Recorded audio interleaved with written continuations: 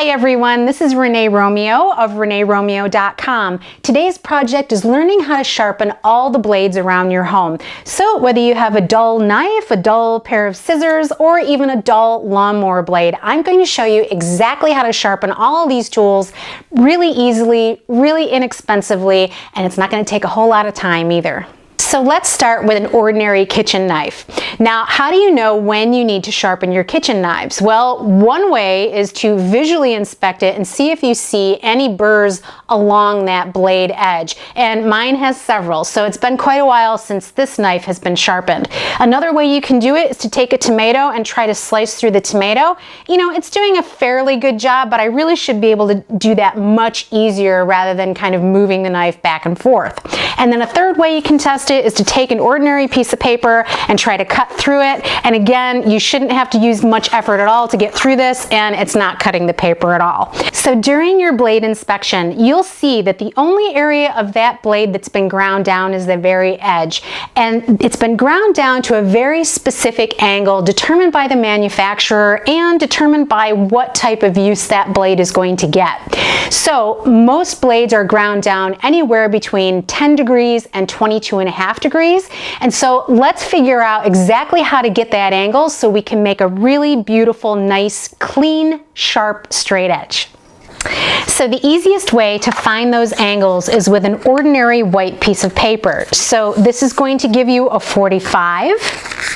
If we fold it again, it's going to give us 22.5. So if you have a knife kind of like a pocket knife, these are usually done at 22.5, but my kitchen knife is more like a 10 or an 11. So we're going to fold this one more time, and this is going to give us the angle that we need to hold our knife at while we're sharpening it. So you're going to take that white piece of paper, you're going to set it right down on that flat surface, and then you're going to take your knife blade and you're going to just set it right on top of that white piece of paper. Now this little space is a space that you're going to need to keep pretty consistent as you sharpen this blade and using any type of honing tool. So just get familiar with that angle, and you're going to keep that blade at that angle the entire time. So the first sharpening tool I'm using is called a honing tool. This is the tool you see all chefs using in their kitchens. And you know what? They say the most dangerous tool in the kitchen is a dull blade. So they use this every single time before they cut into any type of food. And the way that you use this is it's got a little divot here for your thumb, and it's got a guard. So you're going to keep your hand behind the guard. And you're going to just take your blade and you're going to hold it away from you. So the blade is always facing away. You're never doing this coming toward you.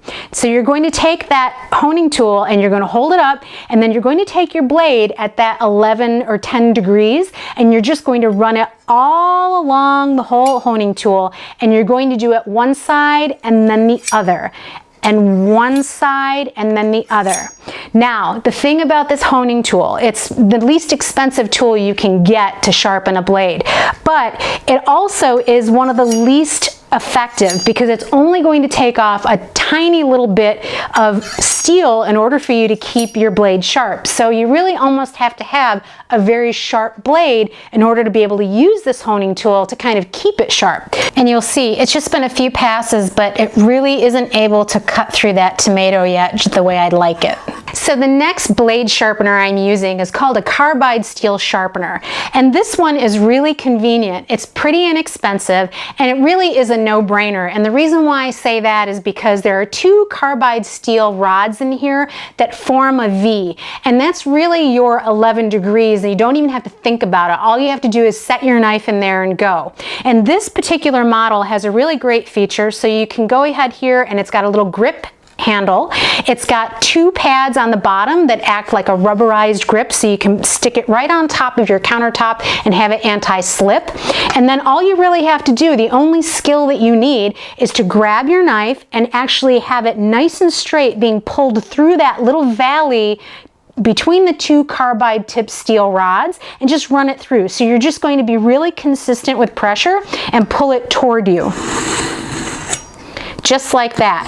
So really consistent from the base of the blade to the tip of the blade, and then it's going to take off even more of that steel from the blade edge, so it's going to get you to your sharpest blade faster than the honing tool. So let's slice the tomato and see how it does with this. Oh, that's even better. So they also make a carbide steel scissor sharpening tool. I think this is one of the greatest tools out there, and I use it every single time before I cut into any fabric, making sure that my blades are nice and sharp. And the way that this works, there's a vertical opening here. The bottom blade of your scissors gets inserted into that opening, and then there's a carbide steel rod that sits, I'm guessing, at about a 22.5-degree angle. And I'm just going to set this down on a nice stable surface. My tabletop right at the edge of the table to make this a lot easier. So I'm going to insert that bottom blade into that opening, and I'm simply going to just draw over the top of that carbide steel and just cut and cut and cut. And this is nice thick fabric, so see what a beautiful job this does with this edge. Beautiful. So the next way to sharpen a blade is with a stone like mine. You know, this is really the way that experts like to sharpen their blades. So there are 3 different types of stones that you can use. Mine happens to be an oil stone. It uses oil as the metric of moving that blade around the stone and sharpening it. There's one called a wet stone, and that one uses water as the metric to move that blade around the stone. There's also a diamond stone, and that diamond stone can use oil, water, or it can be used dry. And that really, you choose whichever one according to the level of damage that you have on your blade. Oil being the least, and diamond being the most effective at removing the most amount of steel from the edge of that blade. So let's just refamiliarize ourselves with the angle that this blade needs to be held at during the entire process. So there's the angle. I'll remove this so this is nice and comfortable. Now we can go ahead and add our oil. So I'm using an avocado coconut blend, something that I'd use in the kitchen, and I'm just going to put this on top of the stone. I'm going to take my blade and hold it at that angle, and I'm going to move it from the base to the tip over the course of the entire stone, just like that. Nice even pressure as I go, and then I can turn it over to the other side and do the exact same thing. So base to tip, and I'll do the exact number that I did on one side as I did on the other. Now I'm flipping it over and putting more oil on the light grit side. So now I'm going to take that same knife and I'm going to finish it off on the light grit side. The exact same manner as I did it on the medium. Well, now that I'm done with the fine grit side of this oil stone, I'm going to pick up this honing tool, and instead of using it as a blade sharpener, I'm going to use it as a blade polisher. And what this is going to do, it's going to make a beautiful slippery surface on the edge of that blade and really make cutting into that tomato super easy. Perfect. So now I'm going to show you how to sharpen a serrated knife. So a serrated knife is the type of knife that actually has teeth, and one side is perfectly flat and the other side has divots. And you're going to treat this slightly differently than the other knives that I showed you. You're just going to take your oil stone and you're going to take the divoted side and you're going to run only the divoted side over the top of that oil stone.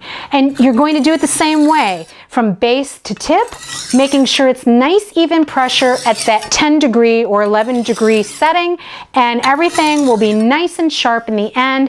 Just make sure you don't flip it over and work on that flat side because you'll ruin the knife. Now the last way that I'm going to sharpen a blade is with a bench grinder. Now this electric power tool has a revolving stone that when I turn it on, I'm just going to go ahead and take my very damaged blade and hold it at 10 degrees right up to that stone and run it nice and even across that surface. So it has this really nice guard so that if there are any shavings that fly off, it's not going to hit me in the face. And I'm also using safety glasses at this point. So let me go ahead and turn this on and I'll show you exactly how this is accomplished. So there's the blade before I run it through.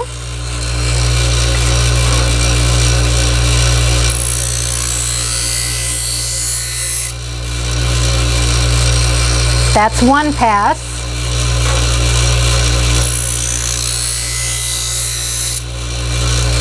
That's two. But I still have a few burrs in here, so I'm going to keep going. Now that did such a great job. It took all the burrs off that blade, but you know what? It does need some polishing, so I'm taking it over to the fine grit side of the oil stone to finish it off. And let's go ahead and slice that tomato. Perfect. So the thing to remember about a bench grinder tool is that you really need to reserve this for blades that are heavily damaged or for blades that are really thick like a lawnmower blade, because it's going to take off quite a bit of product during the grinding stage. Well, there you have it. You've learned the easiest, quickest, and least expensive way to sharpen all the blades around your home.